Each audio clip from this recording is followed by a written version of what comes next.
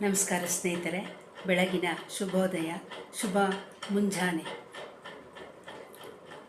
ನಾವು ಪ್ರತಿದಿನ ಬೆಳಿಗ್ಗೆ ಏಳುವಾಗ ಈ ಶ್ಲೋಕವನ್ನು ಪಠಿಸಿದರೆ ಒಳ್ಳೆಯದಾಗುತ್ತದೆ ಎಂಬ ಪ್ರತೀತಿ.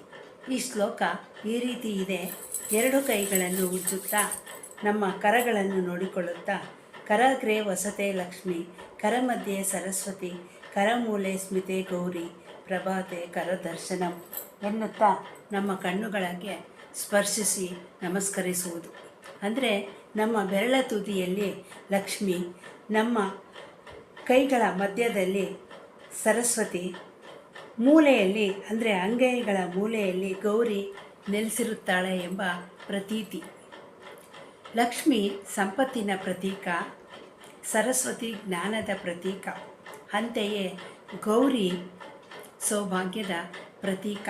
ನಾವು ನಮ್ಮ ಕೈ ಬೆರಳುಗಳಿಂದ ಹಣವನ್ನು ಎಣಿಸುತ್ತೇವೆ, ಕೈಗಳ ಮಧ್ಯದಿಂದ ಪುಸ್ತಕವನ್ನು ಹಿಡಿಯುತ್ತೇವೆ.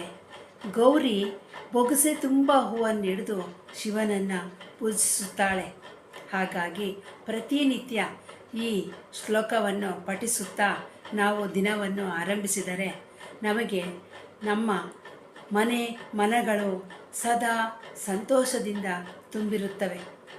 ಸ್ನೇಹಿತರೆ, ಎಲ್ಲರಿಗೂ ಶುಭ ಆರೈಕೆಗಳು. ನಮಸ್ಕಾರ.